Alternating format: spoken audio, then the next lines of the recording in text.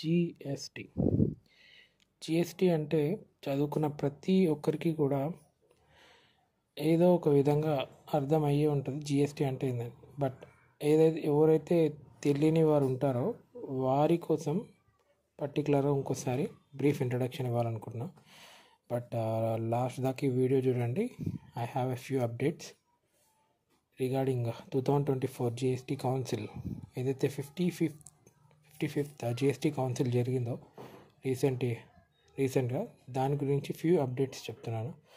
So coming to the video, GST అంటే goods and service tax, అంటే వస్తు పన్ను ఆదాయ శాఖ. In the sense goods and service tax, మనం ఏదైతే రోజువారీగా మనం కొంటున్నామో వస్తువు, వాటి మీద ఇండైరెక్ట్ ట్యాక్స్ పన్ను చెల్లిస్తున్నామో దాన్ని జిఎస్టి కింద కన్సిడర్ చేస్తారు. సో ఎవరికైతే ట్యాక్స్ గురించి అవగాహన లేదో వాళ్ళ గురించి చెప్తున్నాను. ట్యాక్స్ అనేది పన్ను 2 రకాలుగా సేకరిస్తారు గవర్నమెంట్ మన తరపు నుంచి.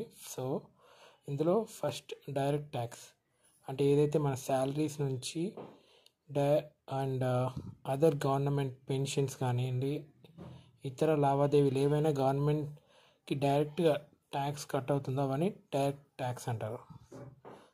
ఇండైరెక్ట్ ట్యాక్స్ అంటే మనము ట్యాక్స్ వస్తు రూపంగా, ఫర్ ఎగ్జాంపుల్ ఏదైనా సబ్బు కొన్న షాప్లో, ఏదైనా సర్వీస్ రెండర్ చేసుకున్న ప్రతి ఒక్క దాని మీద ఇండైరెక్ట్గా జిఎస్టి అనేది కట్ అవ్వడం జరుగుతుంది, ఏదైతే కేంద్రం విధించిన పర్సంటేజ్ ప్రకారం. సో దాన్ని జిఎస్టి అంటారు. సో రీసెంట్ జరిగిన 55th జిఎస్టి కౌన్సిల్లో మన ఫైనాన్స్ మినిస్టర్ నిర్మలా సీతారామన్ గారు కొన్ని ఫ్యూ అప్డేట్స్ అయితే చెప్పడం జరిగింది.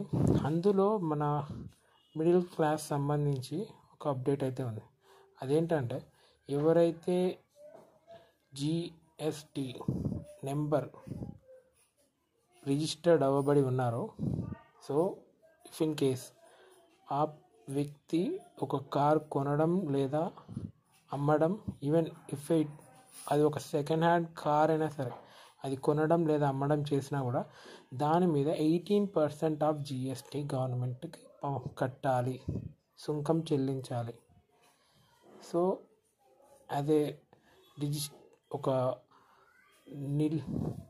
రిజిస్టర్డ్ కంపెనీ ఉన్న వ్యక్తులకి జిఎస్టి నెంబర్ ద్వారా జిఎస్టి చెల్లిస్తూ మళ్ళీ వాళ్ళు రిటర్న్ తీసుకోగలుగుతారు. బట్ ఎవరైతే మిడిల్ క్లాస్ ఉన్నారో, సో వాళ్ళ యొక్క, ఫర్ ఎగ్జాంపుల్ ఒక మిడిల్ క్లాస్ పర్సన్ న్యూగా ఒక కారు కొన్నారు, ఒక 1 year వాడిన తర్వాత ఆ కార్ని మళ్ళీ సేల్ చేయాలనుకున్నప్పుడు, సో ఆల్రెడీ కొన్నప్పుడు ట్యాక్స్ కట్టి కార్ తీసుకుంటారు.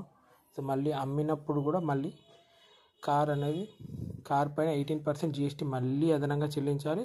And at the same time ఎవరైతే ఆ కార్ కొంటున్నారో వాళ్ళు కూడా 18% జిఎస్టి చెల్లించి కార్ని అనేది రిజిస్టర్ చేసుకోవాలని ఒక న్యూ రూల్ అయితే తీసుకోవడం జరిగింది. సో ఇది ఒక ఆర్థికంగా ఒక మిడిల్ క్లాస్ పర్సన్ మీద ఎంత మేరకు బర్డెన్ అవుతుంది అనేది మీరు కామెంట్ సెక్షన్లో తెలియజేయాలని కోరుకుంటున్నాను.